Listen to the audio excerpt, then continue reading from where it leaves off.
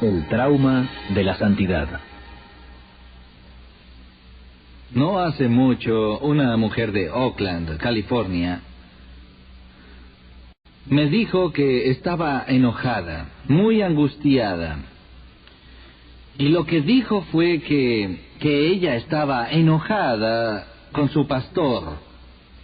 Le dije, ¿por qué está enojada con su pastor? Me dijo, tengo la impresión de que por alguna razón mi ministro todos los domingos hace todo lo que puede para ocultar la verdadera identidad de Dios a la congregación. Dijo, cuando voy a la iglesia deseo tener una oportunidad de rendir culto, para que mi alma experimente reverencia y adoración hacia Dios. Pero el Dios del cual nos habla es un Dios que ha sido amansado, ha sido domado, se ha vuelto inocuo. Estoy segura de que la razón por la que hace esto es porque no quiere asustar a la gente al explicar el verdadero carácter de Dios. Damas y caballeros, no sé cuán exacta fuera la queja de esa mujer, pero todos tenemos tendencia a suavizar el retrato bíblico de Dios, y hay una razón para ello.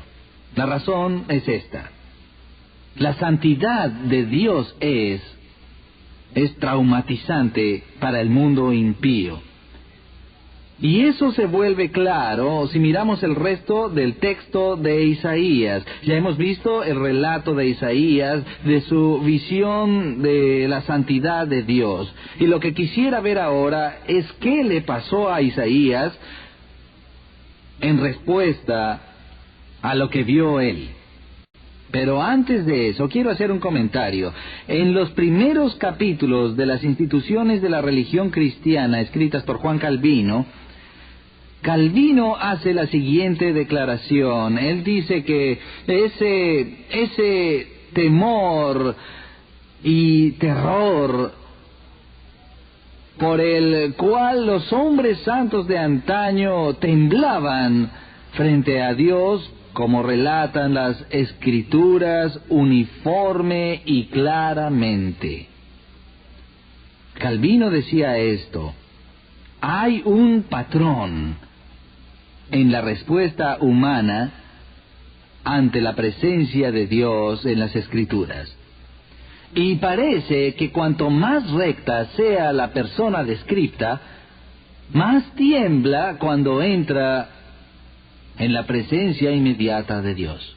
No hay nada caballeresco o casual en la respuesta de Habacuc cuando conoce al santo Dios. ¿Recuerdan? Habacuc siempre se quejaba cuando veía todas las degradaciones e injusticias que colmaban los parajes de su propia tierra. Estaba tan ofendido por esto que subió a su atalaya y se quejó ante Dios y dijo: Dios, eres tan santo que no puedes ni siquiera contemplar la maldad. ¿Cómo puedes quedarte allí dejando que todo esto pase? Yo me quedaré aquí arriba hasta que Dios responda a mi pregunta. ¿Recuerdan lo que pasó? Cuando Dios apareció ante Habacuc, él dijo: mis labios temblaron, mi vientre se estremeció y la podredumbre penetró en mis huesos. ¿Qué le pasó a Job? Cuando él esperó la voz de Dios, cuando Dios se mostró ante Job, Job dijo: me postro ante ti, me arrepiento sobre este polvo y ceniza. He hablado una vez, mas no volveré a hablar. Tomaré mi mano y la pondré sobre mi boca. Como dijo Calvino, el relato uniforme de las Escrituras sagradas es que todo ser humano que es expuesto a la santidad de Dios tiembla en su presencia. Eso no fue menos cierto con Isaías. Ahora piensen en Isaías. No he hecho un estudio moral acerca del Israel del octavo siglo. Pero no puedo imaginar que hubiese ningún ser humano por allí en la nación israelita en ese momento que, humanamente hablando, fuera más recto que Isaías. Isaías era un ser humano de lo más recto que se podía encontrar en esos días. Él ve el reflejo de la santidad de Dios, y lo primero que hace cuando ve la santidad de Dios es gritar aterrorizado. En una antigua versión del texto bíblico se registran sus palabras al decir: «¡Guay de mí! Porque estoy deshecho». Sé que en traducciones más recientes se han cambiado las palabras que usó Isaías, pues nadie habla así en estos días, nadie dice «guay de mí». Las palabras son algo anticuadas, la expresión es en sí un arcaísmo. Es como si alguien dijese «por Zeus», o «guay», o «atiza». Nadie habla así, a menos que tengas amigos judíos, quienes cuando las cosas salen mal dirán «oivei ismir», que es la versión yiddish de estas mismas palabras, «guay de mí». Pero en general, no escuchamos a la gente hablar así en nuestra cultura. Así que los traductores que tratan de comunicar la palabra de Dios con términos modernos eliminarán algún día los términos arcaicos. Pero cuando hacemos eso, en realidad, estamos en peligro de perdernos otra de esas semi-escondidas gemas de la literatura bíblica. Existe una razón por la cual Isaías usó la palabra guay.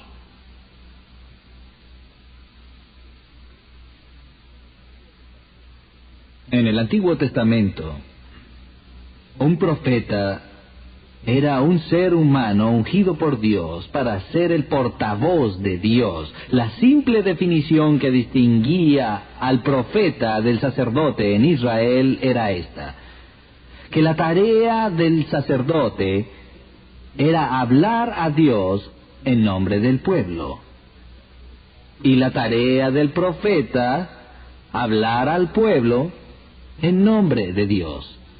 Cuando el profeta emitía su mensaje, jamás lo hacía diciendo en mi humilde opinión, o es mi juicio que, o yo creo que tal vez este sea el caso. Así no era como le hablaban a la gente. Ustedes saben lo que hacían. Cuando pronunciaban su mensaje, anteponían a sus palabras lo siguiente: «Esto dice el Señor». Pues entendían que eran el vehículo de un anuncio divino. Ahora, la forma literaria común al profeta de Israel era la que denominamos oráculo. Han oído seguramente de un oráculo griego, el oráculo de Delfos, que hacía anuncios sobre el futuro. Bien, entre los judíos, el recurso literario oracular del profeta era de dos tipos. Había oráculos prósperos y oráculos de dolor. Eso significa simplemente esto: había anuncios que venían de Dios que eran buenas nuevas, y anuncios que venían de Dios que eran malas nuevas. Un oráculo de prosperidad o felicidad usaba un término importante en el oráculo, y entre los judíos, para introducir las buenas nuevas, era la palabra bendito.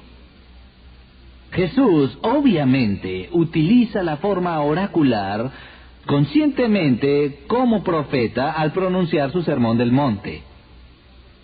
El pueblo aquel día reconocía el significado de este principio al escuchar esta lista de frases que decían: «Benditos son los pobres de espíritu». Bienaventurados los que lloran, bienaventurados los que tienen hambre y sed de justicia, bienaventurados los limpios de corazón y bienaventurados los pacificadores. Él estaba pronunciando el oráculo de felicidad para el pueblo. La bienaventuranza divina, la bendición divina de aquellos que hacían lo correcto. Pero la otra cara del oráculo de la prosperidad era el oráculo del dolor, que era un anuncio oscuro y aterrador del juicio de Dios, amigos. Escuchen al profeta Amós, cuando anuncia el juicio de Dios sobre las naciones y sobre las ciudades. Por 3 pecados y el 4, Damasco, ¡guay de vosotros!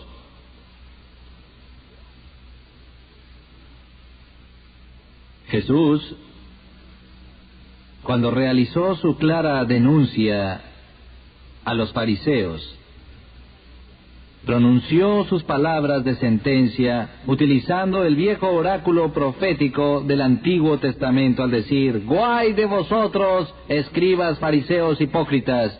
Pues recorréis mar y tierra para ser un prosélito, y una vez hecho lo hacéis 2 veces más hijo del infierno que vosotros».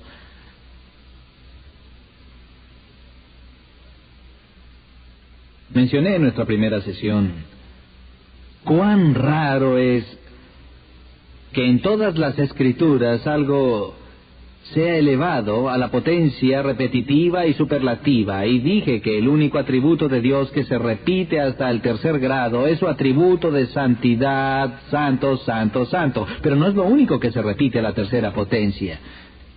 Cuando el profeta Jeremías pronunció el juicio de Dios ante el templo de los judíos, les dijo: «Ustedes vienen aquí a decir que este es el templo del Señor, el templo del Señor, el templo del Señor». Lo que Jeremías de hecho decía era: «Vuestra hipocresía crece sin cesar. Ustedes confiaron en palabras falsas, palabras que no dan fruto, y la hora más oscura de este planeta se nos predice en el Apocalipsis del Nuevo Testamento, cuando se nos dice que en esta última hora las fuentes de la ira divina se verterán sobre este planeta». Y oímos a esta figura celestial que vuela atravesando el cielo oscurecido, anunciando el juicio final de Dios y repitiendo una palabra, cantando que: «Guay, guay, guay». No queremos estar allí cuando ese pájaro empiece a cantar.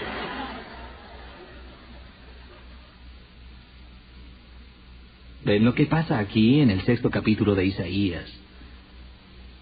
Alguien que fue llamado por Dios, apartado por Dios, cuyas palabras, las palabras del propio Dios, fueron puestas en su boca. El primer oráculo que pronuncia es un oráculo de maldición sobre sí mismo. «¡Guay de mí!». Ni bien Isaías vio la santidad develada, la santidad de Dios, por primera vez en la vida de Isaías, él entiende quién es Dios. Y en el momento en que Isaías entendió quién era Dios, por primera vez en su vida entendió quién era Isaías. Y lo que salió de su boca fue algo similar a un grito primario, en el cual se maldice a sí mismo. «¡Guay de mí! Pues estoy deshecho». Sé que hay traductores de la Biblia que utilizan que soy muerto, pero a mí me gusta el término deshecho por esta razón. Si miramos lo que sucede aquí a través de los ojos del psicoanálisis moderno, podemos describir esta experiencia que Isaías relata como una experiencia de desintegración psicológica. Eso es desintegración.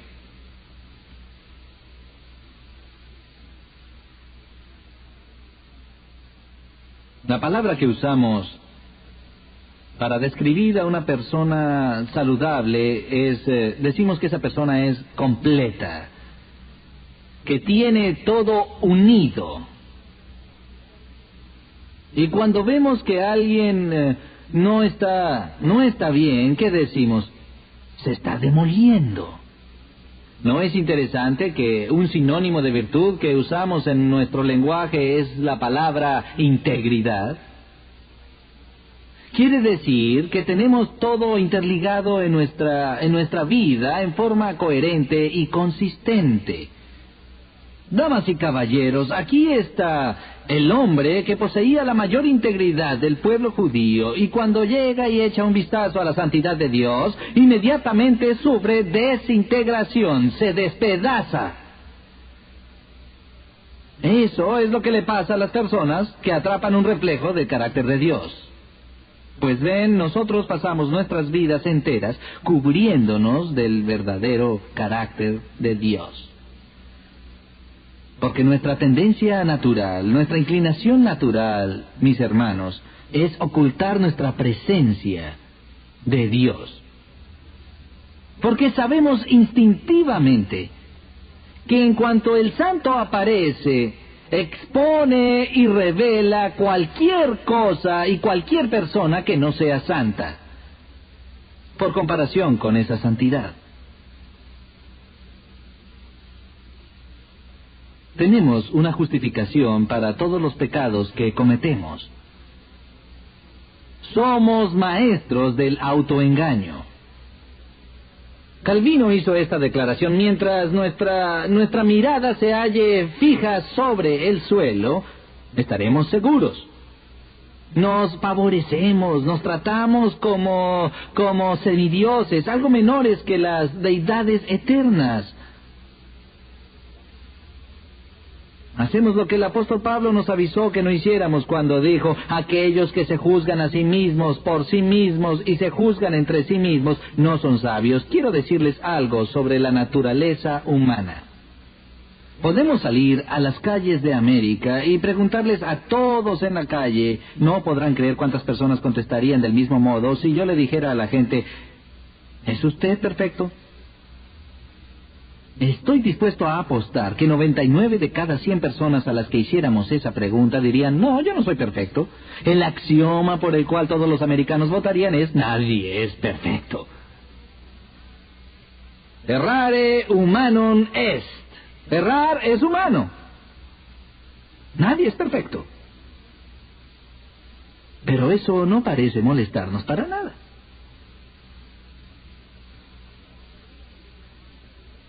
No hay una persona en 1000 que negaría no ser perfecta, un doble negativo. Expresándolo de otro modo, no hay una persona en 1000 que declare ser perfecta.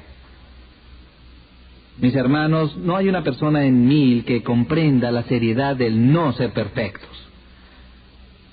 Pues las reglas por las cuales seremos juzgados finalmente no tienen curvas.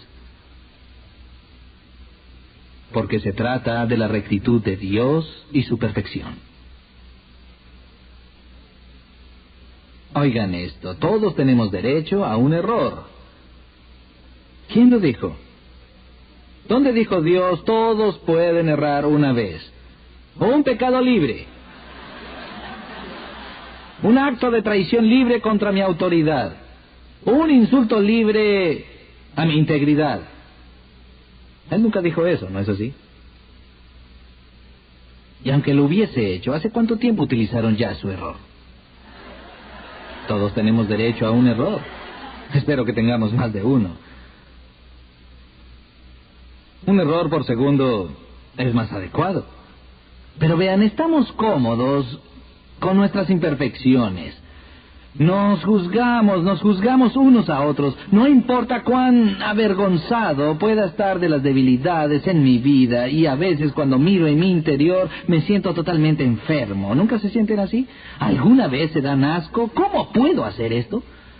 No puedo creer que sea tan egoísta, no puedo creer que sea tan codicioso, tan lujurioso o lo que sea.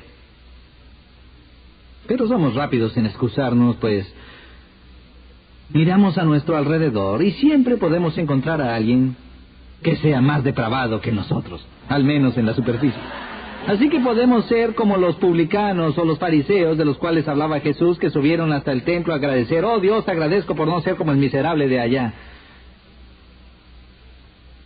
Así encontramos una forma de excusarnos y de adularnos hasta estar ante la santidad. Y cuando eso pasa, nos deshacemos, como se deshizo Isaías cuando vio pura santidad. Entendió lo que era aquello que él no era.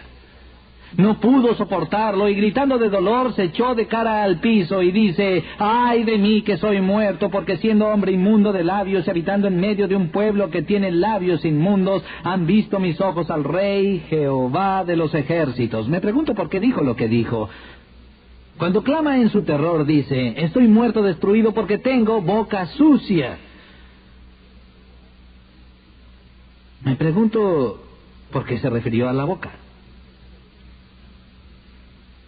Si leen las enseñanzas de Jesús, una de las cosas que se ven en sus enseñanzas una y otra vez es una lección en la cual casi ninguna persona cree en el siglo XX. Jesús de Nazaret enseñó tantas cosas. Él enseñó repetidamente que algún día cada ser humano sería llamado ante el tribunal de Dios. Cada uno de nosotros tendrá que rendir cuentas ante el santo creador del cielo y la tierra.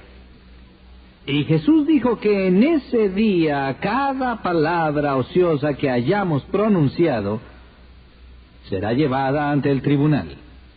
Que todo lo que hemos hecho, todo lo que hemos dicho, todas las promesas que hicimos y rompimos, toda blasfemia que vino de nuestras bocas, toda calumnia que hayamos pronunciado en contra de nuestro vecino, será puesta sobre la mesa. Jesús dijo: no es lo que entra en la boca del hombre lo que corrompe, sino lo que sale de su boca. Dios nos ha dado nuestras bocas como instrumentos para alabarlo, para expresar su verdad. Y nosotros hemos usado nuestra boca para mentir y herir a otras personas, para blasfemar a Dios. Tenemos bocas sucias. Cuando Isaías vio la santidad de Dios, su mano fue instintivamente a la boca mientras clamó esta maldición contra sí mismo. Damas y caballeros, ¿qué hizo Dios? Dios miró desde su trono y vio a su siervo revolcándose en el polvo, arrastrándose, y todo ese remordimiento y arrepentimiento como si fuera un monje medieval en un monasterio, involucrado en autoflagelación, y dijo: vamos, Isaías, te lo estás tomando demasiado en serio. No te preocupes tan mórbidamente con tu propia culpa. Le darás una vida de estudios a personas como Sigmund Freud, actuando de tal manera. No seas tan neurótico. Tienes un conflicto con la culpa. Debes haber estado leyendo a Jonathan Edwards o a la Reina Victoria.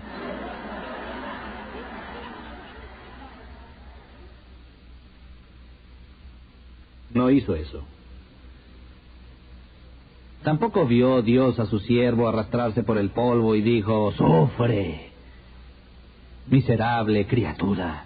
Mereces estar destruido y arruinado. Sigue adelante, continúa. Deja que la maldición caiga sobre ti. Estoy harto de tipos como tú, Isaías. Nos vemos luego. Eso no es lo que hizo. Les diré algo más que no hizo, damas y caballeros. Dios no dijo ni una sola palabra a Isaías sobre la gracia barata. Dios no dijo: mira, Isaías, todo lo que deseo es que firmes tu nombre en esta tarjeta de membresía y puedes entrar a mi reino ahora mismo. Dios vio a su siervo dolorido y le señaló a uno de sus serafines, y el serafín voló al altar donde se quemaban los carbones al rojo vivo en el fuego sagrado, y el carbón estaba tan caliente que hasta la piel del ángel no podía entrar en contacto con ellos. Tuvo que usar tenazas. Y con estas tenazas tomó uno de los carbones al rojo vivo y voló hacia Isaías, y leemos en el texto que colocó este carbón encendido sobre sus labios.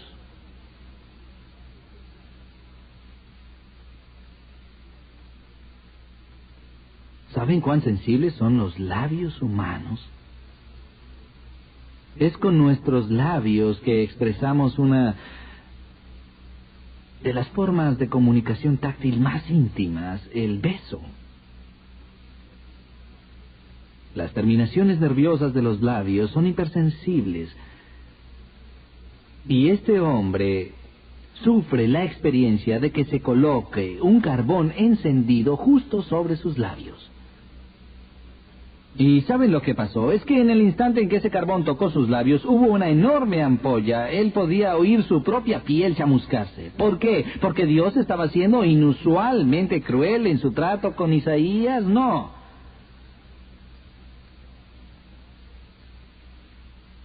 El carbón fue aplicado para cauterizar sus labios, para purificarlos, cicatrizarlos, para prepararlos para el mensaje que debía dar.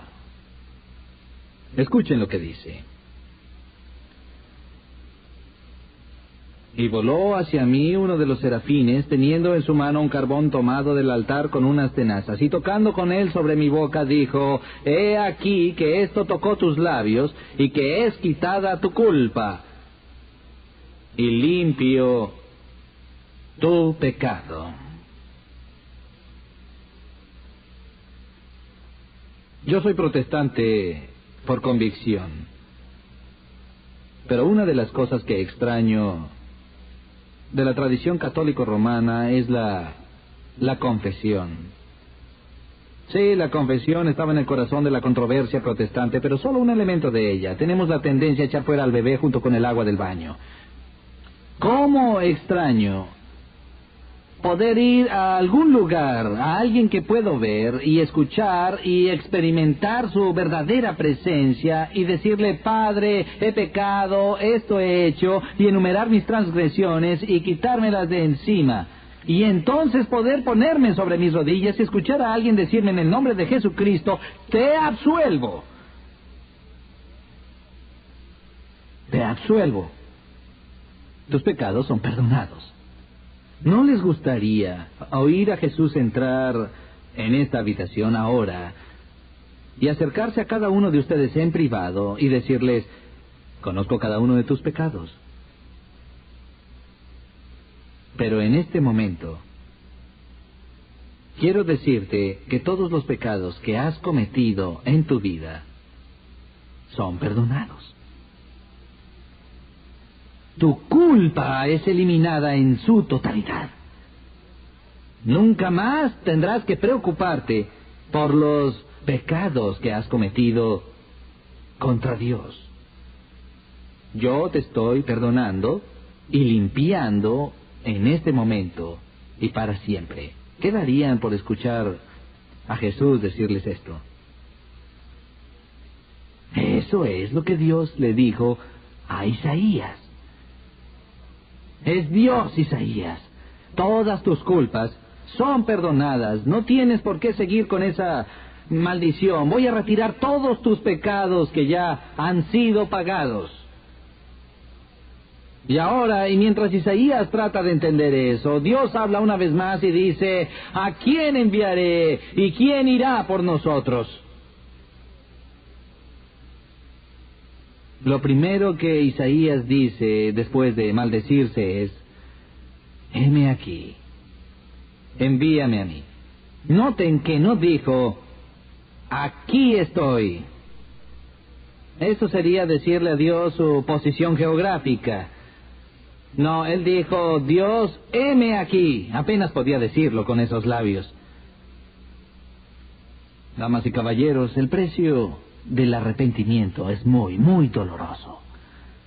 El verdadero arrepentimiento es honesto ante Dios, y el llegar ante la presencia de un Dios santo es algo doloroso. Pero cuando llegamos ante Él con humildad, como hizo Isaías, cuando caemos de cara al suelo, Dios está listo para perdonar, para limpiar y para enviar. La única justificación para la misión de cualquier misionero, para la prédica de cualquier predicador, es que esa persona haya experimentado el perdón de Dios. Oremos. Padre, también tenemos bocas sucias, y no podríamos sobrevivir en tu presencia si no fuera por el sacrificio que hiciste por nosotros en Cristo. Oramos porque conozcamos tu perdón ahora y por siempre, y podamos decirte: heme aquí, envíame a mí. Amén.